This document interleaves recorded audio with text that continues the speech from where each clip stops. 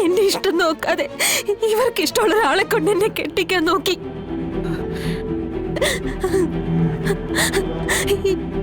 എനിക്കിഷ്ടമുള്ള ആളിന്റെ കൂടെയല്ലേ ഞാൻ ജീവിക്കേണ്ടത്, അല്ലാതെ അവർക്കിഷ്ടമുള്ള ആളിന്റെ കൂടെ അല്ലല്ലോ. അച്ഛന്റെ അമ്മയുടെ വാക്ക് കേൾക്കാതെ ഞാൻ ഇറങ്ങിപ്പോയതിന് ഇവര് പിന്നാലെ വന്ന് അപായപ്പെടുത്തുമെന്ന് ഞാൻ ഭയന്നു. അതുകൊണ്ട് സത്യമ്മയുടെ മുന്നില് ഞാനൊരു അനാഥയാണെന്ന് കള്ളം പറയേണ്ടി വന്നത്. വന്നപ്പോ കണ്ടപ്പോ ഈ പ്രൗഢിയും സ്നേഹവും എല്ലാരെയും വരച്ച വരെ നിർത്തുന്ന സത്യമ്മയുടെ കഴിവും തന്റെ ഇടവും എന്റെ മനസ്സിൽ ഒരു ആരാധന ഉണ്ടാക്കി എന്നുള്ളത് സത്യമാ. ആ ആരാധന പിന്നീട് ബഹുമാനമായി മാറി. എന്നെ സത്യമ്മ കലർപ്പില്ലാതെ സ്നേഹിക്കുക കൂടി ചെയ്തപ്പോ ഈ സ്നേഹം നഷ്ടപ്പെടുമെന്ന് ഞാനും പേടിച്ചു.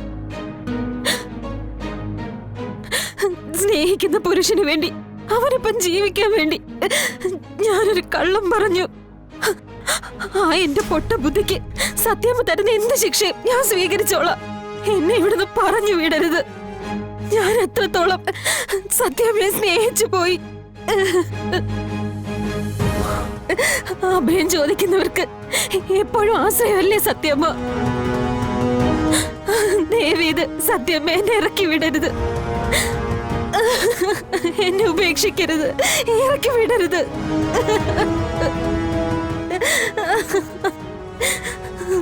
കൃഷ്ണ, പരീക്ഷിക്കരുത്. ഇവളുടെ പൂങ്കണ്ണീരിന് മുന്നിൽ സത്യമ്മ മനസ്സ് പതറി നിൽക്കുകയാണെന്നാ തോന്നുന്നത്. ആളെ പാട്ടിലാക്കാൻ അല്ലെങ്കിൽ തന്നെ ഇവൾക്ക് നല്ല കഴിവാണല്ലോ. സത്യമേ, എന്നെ ഇറക്കി വിടല്ലേ പ്ലീസ്. എണീക്ക്, എണീക്കാൻ.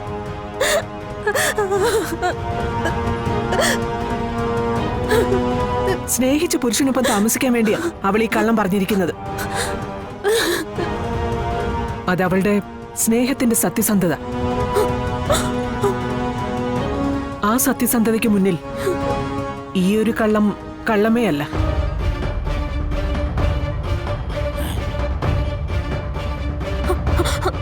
അതേ സത്യമേ, ഞാൻ സ്നേഹിച്ചിരുന്ന ആള് അദ്ദേഹം ഇല്ലാതെ എനിക്കിനി ജീവിക്കാനാവില്ല. അദ്ദേഹത്തിന് വേണ്ടിയാണല്ലോ ഞാൻ ഈ പേടാപ്പാടെല്ലാം അനുഭവിച്ചത്. രക്ഷപ്പെട്ടു. ഈ മാരണം ഇന്നത്തോട് ഒഴിഞ്ഞു കിട്ടുമല്ലോ. ഇനി വിഷ്ണുവേട്ടൻ എന്റേത് മാത്രം. ഇനി ഞങ്ങൾക്കിടയിൽ ആരുമില്ല. അതെ, എവിടെയാവാ ഉള്ളത്? എന്താ അവന്റെ പേര്? ചോദിക്ക് ഭാമേ, ബാക്കിയുള്ള കാര്യങ്ങളൂടെ. ഹർഷൻ എന്നാണെന്ന് പറയടി. പറഞ്ഞു കൊടുക്കടി ആരാണെന്ന്. ആരായാലും നിങ്ങളുടെ വിവാഹം സത്യമ നടത്തി തരും.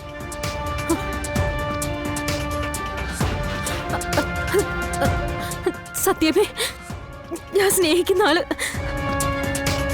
അയാൾ ഇവിടെ തന്നെയുണ്ട്. സത്യമേ, ഞാൻ സ്നേഹിച്ചതും എന്നെ സ്നേഹിച്ചതും ഈ വിഷ്ണുവേട്ടൻ തന്നെയാ. സത്യമേ,